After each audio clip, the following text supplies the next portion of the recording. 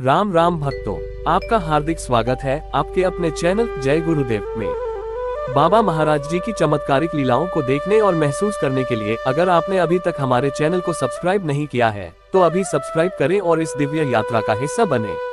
आज का क्रमांक अत्यंत विशेष है।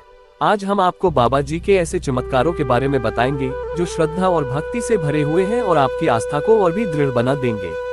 तो चलिए श्रद्धा और विश्वास के साथ शुरू करते हैं आज का ये पावन क्रमांक। बाबा जी महाराज की नींव करौरी गाथा यही समाप्त नहीं होती। महाराज जी के ग्राम नींव करौरी को छोड़ देने के बाद हनुमान मंदिर की स्थिति दयनीय हो चुकी थी। मंदिर की दीवारें जर्जर हो चली थी और हनुमान जी की मूर्ति का सिंदूरी चोला कब का उतर चुका था। बिना चोले के उनकी प्रतिमा मानो उदास होकर काली पड़ गई थी। श्रद्धालुओं का आना जाना भी लगभग बंद हो चुका था। न कोई नियमित पूजा होती थी, न ही सेवा के लिए कोई पुजारी ही था। मंदिर की आमदनी भी शून्य थी। लेकिन यह बाबा जी की गंगोत्री थी। बाबा जी ने वर्षों पूर्व इसी स्थान पर बैठने का संकल्प लिया था। उन्होंने इस पावन धारा को फिर से प्रवाहित करने का निर्णय लिया। बाबा जी ने अपनी महासमाधि के पूर्व ही इस कार्य को श्री मां को सौंप दिया था। श्री मां ने इस पुनीत कार्य को अपनी तपस्या बना लिया। श्री मां ने बार बार नींव करौरी की यात्रा शुरू की। वहाँ की स्थिति अत्यंत दयनीय थी। न रुकने की व्यवस्था थी, न भोजन की सुविधा। आधी जली हुई मक्का चना और बेस्वाद हरी सब्जी ही मिलती थी। लेकिन ये कठिनाइयां श्री मां की आस्था को हिला न सकी। मां ने संकल्प कर लिया था कि इस भूमि को फिर से भक्तिमय बनाया जाएगा। मां के अथक प्रयासों से धीरे धीरे चमत्कार होने लगे। आसपास के गांवों में बाबा जी और हनुमान जी के प्रति भक्ति की ज्योति फिर से जल उठी। श्री मां ने श्री विनोद जोशी के माध्यम से हनुमान जी के लिए सिंदूरी चोला चढ़ाने की परंपरा फिर से शुरू की। पहली बार जब विनोद जी ने चोला चढ़ाने का प्रयास किया तो सिंदूर के अभाव में केवल अबीर से ही चोला चढ़ पाया। लेकिन मां का संकल्प अडिग था। मां बड़ी मात्रा में सिंदूर और चमेली का तेल देवी जी के पास छोड़ जाती थी। जल्द ही मंदिर में हनुमान चालीसा, सुंदरकांड और अखंड रामायण के पाठ की गूंज सुनाई देने लगी। हनुमान जी का चबूतरा फिर से गुलजार हो गया। भजन कीर्तन की ध्वनि से वातावरण भक्तिमय हो उठा। मां द्वारा घर घर वितरित बाबा जी के चित्र हर दीवार पर सज गए। बाबा जी की कृपा से हनुमान जी का मंदिर फिर से भक्तों के आस्था और प्रेम का केंद्र बन गया। ये सिर्फ मंदिर का पुनर्जागरण नहीं था, यह विश्वास और श्रद्धा की पुनर्स्थापना थी। यह मां की तपस्या और बाबा जी की कृपा का प्रत्यक्ष प्रमाण था। बाबा जी की गंगोत्री फिर से प्रवाहित हो चुकी थी। प्रारंभ में छोटे छोटे भंडारे होते थे, लेकिन धीरे धीरे ये भंडारे विशाल स्वरूप लेने लगे। हनुमान मंदिर की सेवा में भक्तजन तन मन धन से जुट गए। श्री मां के आगमन से तो मानो नींव करौरी में एक नया उत्साह जाग उठा। आसपास के 50 गांवों से लेकर नैनीताल, फर्रुखाबाद, एटा, मैनपुरी जैसे दूर दूर के जिलों से हजारों की संख्या में भक्तजन मंदिर में उमड़ने लगे। मंदिर में मानो महोत्सव का माहौल बन जाता। कहीं भजन की स्वर लहरियां गूंजती तो कहीं कीर्तन की मधुर ध्वनि मन को शांति देती।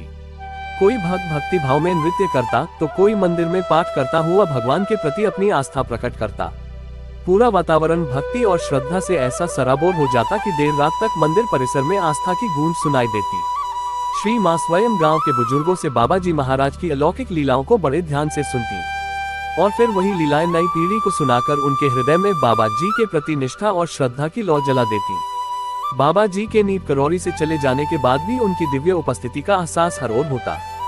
श्री मां जब भक्तों को बाबा जी की अद्भुत लीलाओं के किस्से सुनाती तो वातावरण में एक दिव्यता सी छा जाती। और फिर ऐसा चमत्कार हुआ कि मानो बाबा जी की कृपा सब पर बरसने लगी। भक्तों के हर कार्य सहजता से पूर्ण होते चले गए। जनता की मनोकामनाएं बिना मांगे ही पूरी होने लगी। हर चेहरे पर संतोष और आनंद की आभा थी।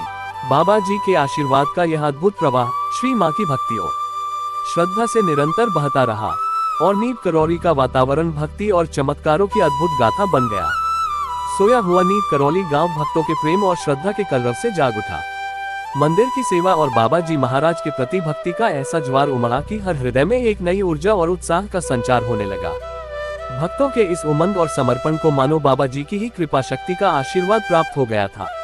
धीरे धीरे मंदिर क्षेत्र के विस्तार और व्यवस्था को लेकर नए नए सुझाव और सहयोग की बयार बहने लगी। ऐसा प्रतीत हो रहा था मानो स्वयं बाबा जी भक्तों को इस पुनीत कार्य के लिए प्रेरित कर रहे हो। श्री मां ने भक्तों के इस भाव और श्रद्धा को महसूस किया और स्थानीय भक्तों को इस पावन कार्य का दायित्व सौंप दिया। ये सिर्फ दायित्व नहीं था, बल्कि बाबा जी के प्रति अटूट भक्ति और निष्ठा की परीक्षा थी। मंदिर के क्षेत्र में वर्षों से बाबा जी की द्वितीय गुफा और कुटी के स्थान पर एक लंबे गुंबद का आकार लिए भवन खड़ा था, जिसे श्री गंगादीन महाजन ने साधु संन्यासियों के विश्राम के लिए बनवाया था। पर यह भी तो बाबा जी की ही लीला थी। भविष्य की घटनाओं को पूर्ण करने का एक संकेत था ये। गांव के लोगों का विचार था कि भवन के पहले खंड में शंकर पार्वती की मूर्तियां और दूसरे खंड में श्री राम जानकी की मूर्तियां स्थापित की जाएं। परंतु बाबा जी की अलौकिक मंशा ने इस प्रस्ताव को एक नया मोड़ दे दिया। कार्तिक पूर्णिमा के पावन दिन श्री मां की प्रेरणा से शिकोहाबाद के भक्त श्री बद्री विशाल जी ने इसी भवन में भागवत सप्ताह का आयोजन किया। बाबा जी की कृपा से यह आयोजन एक भव्य और दिव्य समारोह में बदल गया। ऐसा लग रहा था मानो स्वयं बाबा जी वहां विराजमान होकर भक्तों को आशीर्वाद दे रहे हों। इस आयोजन के माध्यम से उस स्थान का शुद्धिकरण स्वतः ही संपन्न हो गया और इसी के साथ महाराज जी के तत्वपीठ की स्थापना का शुभारंभ हो गया। फरवरी का वह शुभ दिन जब श्री मां के आशीर्वाद से ग्वालियर के प्रसिद्ध उद्योगपति भक्त श्री सीताराम गुप्ता ने इस भवन को एक भव्य मंदिर का स्वरूप दिया। बाबा जी की संगमरमर की विशाल और दिव्य मूर्ति को अत्यंत श्रद्धा और धूमधाम के साथ प्रतिष्ठित किया गया। इस पावन अवसर पर श्री गुप्ता की बड़ी बहन, जिन्हें भक्त समाज में जी के नाम से जाना जाता है, और उनके भाई अमरचंद जी ने भी इस कार्य में तन मन से सहयोग दिया।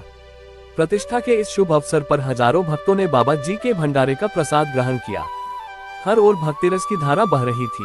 भक्तों के चेहरे पर उल्लास, आंखों में श्रद्धा के आंसू और हृदय में बाबा जी के प्रति अपार प्रेम का संचार हो रहा था। ऐसा लग रहा था मानो बाबा जी की कृपा से पूरा नीप करौली धाम सजीव हो उठा हो। भक्तों के हृदय में बाबा जी की मौजूदगी का एहसास हर सांस में समाया हुआ था। मंदिर की घंटियों की ध्वनि, भजन और कीर्तन की गूंज और भक्तों की समर्पण भावना सब कुछ इस बात का प्रमाण था कि बाबा जी आज भी भक्तों के बीच जीवित हैं, उनकी हर पुकार सुन रहे हैं और अपनी कृपा बरसा रहे हैं।